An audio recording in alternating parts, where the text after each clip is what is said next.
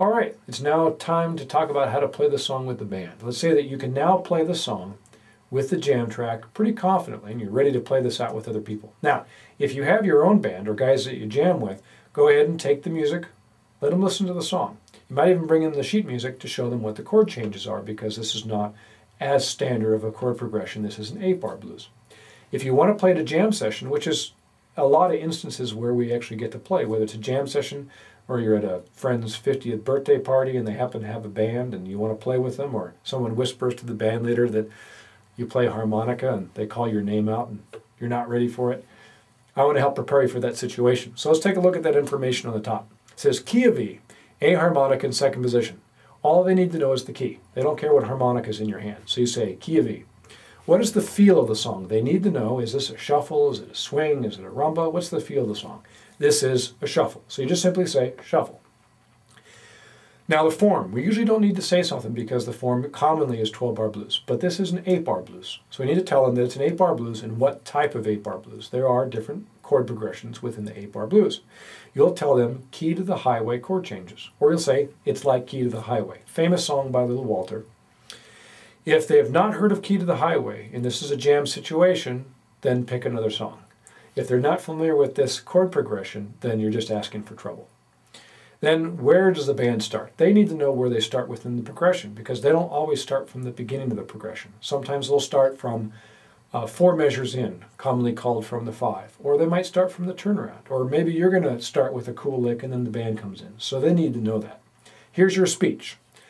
Key of E, shuffle, 8-bar blues with Key to the Highway chord changes from the 1. Now, that might sound like Greek to you, but it's the information you need to give to them, and it'll make this song successful. Now, the next step, and this is warning, you need to listen very carefully to this. You are the band leader.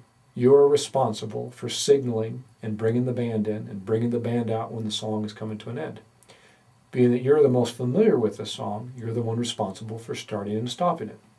Now the warning is, don't just start counting 1, 2, 3, 4 and go, because that count would have been way too fast for this song. So what you want to do is practice at home putting that song on and getting a sense of how fast it is. And you might even pause that CD recording, go away, go do something for a while, come back so that tempo is erased in your mind. And then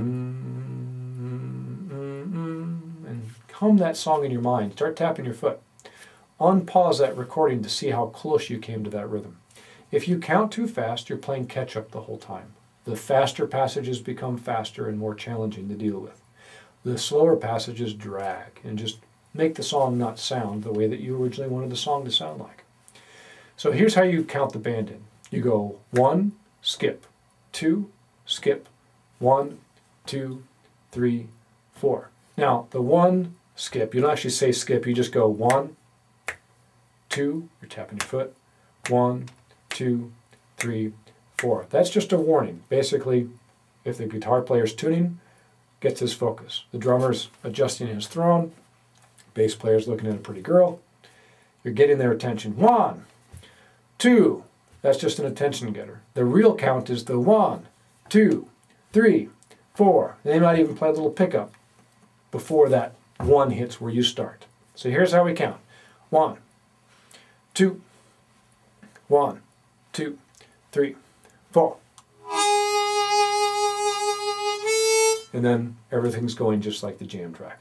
So practice that at home, making sure that you get close to the proper tempo. And it might not be the beginning of the song that gives you the best sense of the tempo. It might be in one of the later choruses. For example, like the 6th chorus. It gives you a better sense of what your tempo would be for the song. So that's the first step. You need to tell them what's going on in the song. Key of E, shuffle, 8-bar blues, Key to the Highway chord changes from the 1. Get a sense of what the rhythm is. Don't start tapping your foot yet. Just feel it. Hear that in your mind. Once you confirm that feels good, start tapping your foot. 1, 2, 1, 2, 3, 4. And start playing the song. Now, you're playing the song with the band, and let's say you just get hopelessly lost. It happens. Look to the guitarist, nod your head. You're basically telling them to take a solo. That gives you the opportunity to wipe the sweat off your brow, grab a drink of water or your beverage of your choice. Always have water next to you, by the way, when you're playing with other people, because you'll get dry mouth if you're nervous. At least I do. Now, the guitarist is doing their solo. That gives you a chance to kind of calm your nerves a little bit. Maybe you got dry mouth and it was very difficult to play the harmonica because you're nervous. Take a drink of that water. And when they're done, they're going to look at you, and basically you will start over at the beginning of any chorus. If you can't think of where it might be in the middle of a song, just start from the beginning, as if you're playing the whole song again. If you remember that fourth chorus starts with, there you go, and you just start right in there. I just want you to feel comfortable that if you do make a mistake, you have an out. Look at the guitarist, nod your head, they do their solo. When they're done, they look back at you, and they're basically looking back at you a number of beats before the beginning of the next chorus. You have the first chorus, second chorus at 24 seconds, third chorus at 44 seconds, fourth chorus at 1 minute and 5 seconds. Those choruses really could have gone in any order. They're interchangeable. But this was the order I felt that sounded good. But you can change that, and it will change if you mess up. So that's just something to be aware of.